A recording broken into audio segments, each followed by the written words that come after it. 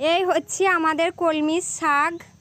তো এই নিয়ে 4 থেকে 5 বার হচ্ছে কাটা। কতটা সুন্দর সুন্দর হয়েছে দেখো, তাই না আফসারা বাবু? তুমি কোন শাক খেতে পছন্দ করো? কলমির শাক?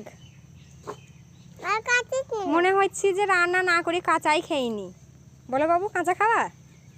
কাঁচা কাঁচা পাতাগুলো খাবা তুমি? আর এই হচ্ছে পেঁপে গাছ। দেখিছ গাছগুলা? দেখিছ? পেঁপে গাছ। তুমি লাল শাক খাও? লাল শাক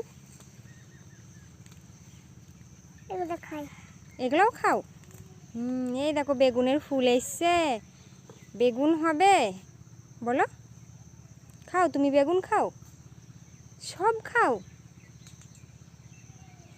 বেগুন খাইনি। বেগুন খাও না কেন? বেগুন খাও না? বেগুন খাই তো। বেগুনও খাও? পেয়ারার মতন বেগুন। পেয়ারার মতো বেগুন, তাই তো।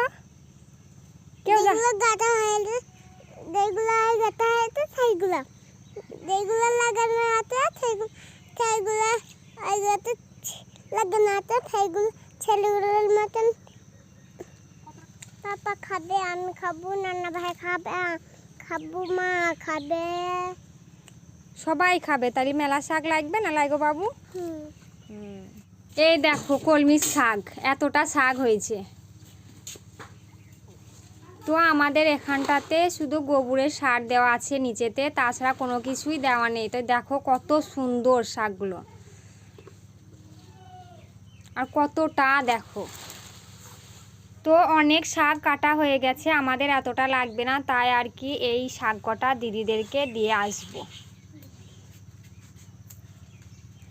এই নে নিয়ে যা, দিদিদের দিয়ে আয়।